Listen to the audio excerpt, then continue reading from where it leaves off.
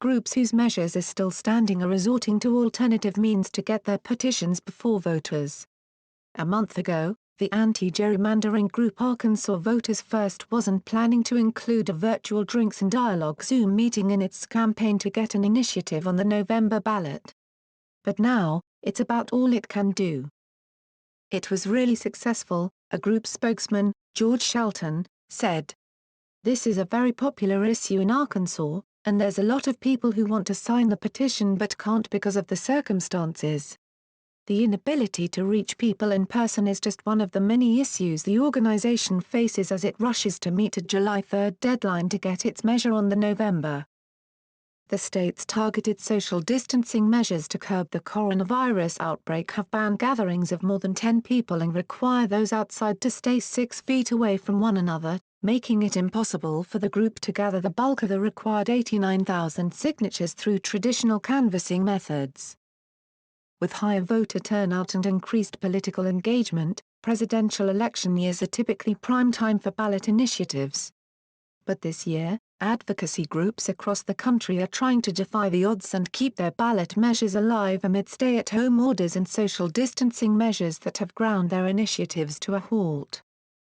Already, at least 21 groups have suspended their signature-collecting campaigns on issues ranging from criminal justice reform to tax prohibitions, and from minimum wage increases to gun control, according to the politics website Ballotpedia, which tracks the measures. A marijuana legalization group in Missouri, for example, said it ended its petition effort after it became clear that in-person canvassing was impossible. Nobody was planning for a worldwide pandemic to change the course of this entire year, said John Payne, the campaign manager of Missourians for a New Approach.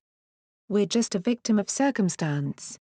But some groups are pressing forward, including campaigns to ban late-term abortions, end LGBTQ discrimination and decriminalize psychedelic drugs. Voter engagement efforts, which typically involve door-knocking and soliciting outside of stores, have shifted to Twitter and Facebook, encouraging people to stay informed by signing up for email updates until the in-person efforts can continue. Some groups are also trying untested methods like online signature gathering, while still others are filing lawsuits challenging in-person signature requirements. Josh Altick, a project director at Ballotpedia, said the situation has been further complicated by the fact that many states haven't indicated whether they would change guidelines on how to proceed with ballot initiatives amid the pandemic. Some of these campaigns have been trying to get on the ballot for 6 years, Altick said. Waiting another 2 years is not pleasant for anyone, so there's a lot of pressure from campaigns to change or relax the rules. Arkansas Voters First, which has spent upward of $200,000 on their campaign to create an independent commission that would redraw state and congressional districts, is suing the state to change the rules on in-person signature collection. The state currently requires all signatures to be notarized in person by the petitioners.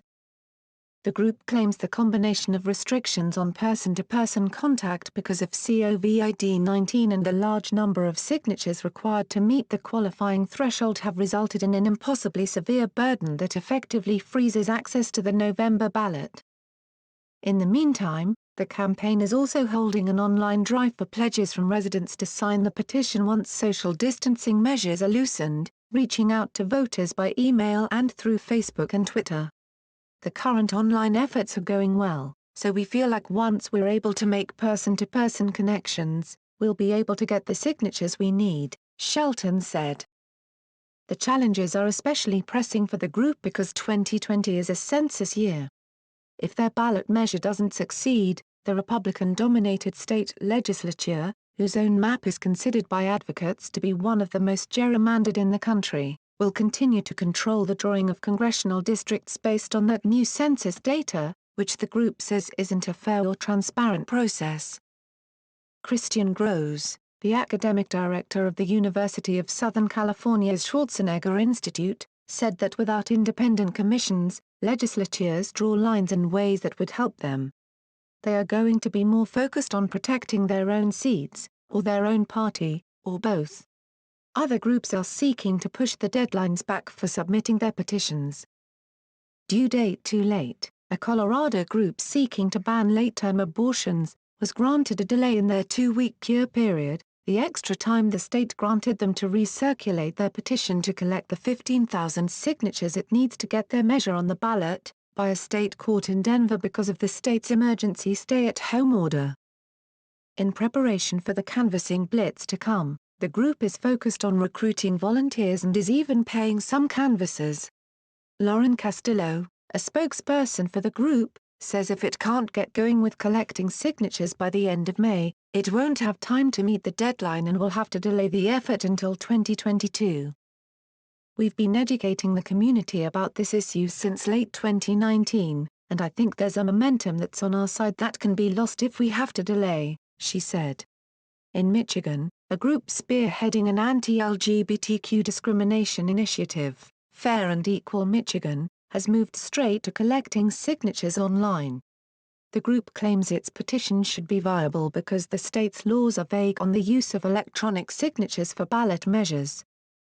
At the end of the day, LGBTQ people have been facing discrimination in Michigan for decades, and we are done waiting, Trevor Thomas, the group's co-chair, said. We are taking a stand, and we're excited to make our case to the people, and we are confident in our odds. Altic, however, says the group's effort might be challenged. While the law is somewhat unclear, he noted it does mention that a person circulating a petition needs to be present for signatures, which could open it up to a potential lawsuit, as has happened in Arizona. Still, other groups have resorted to mailing petitions directly to voters along with return postage. In Oregon, supporters of a ballot initiative that would establish a drug addiction treatment and recovery program using marijuana tax revenue say they are close to garnering the required 125,000 signatures and are collecting the final several thousand by mail. Not everyone has access to a printer or a stamp, which is why they are mailing petitions with a paid postage return envelope to anyone who requests one, said Sarah Armstrong, a spokesperson for American Civil Liberties Union's state chapter, which backs the measure.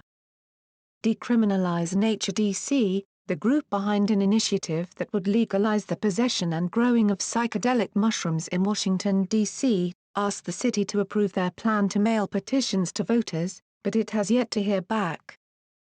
The group needs 35,000 signatures for the measure to qualify for the November ballot. We cannot abandon the democratic process because of a pandemic, Melissa Lavusani, a spokesperson for the group, said. Getting people to open their mail is going to be a challenge, but that's the only option we have right now.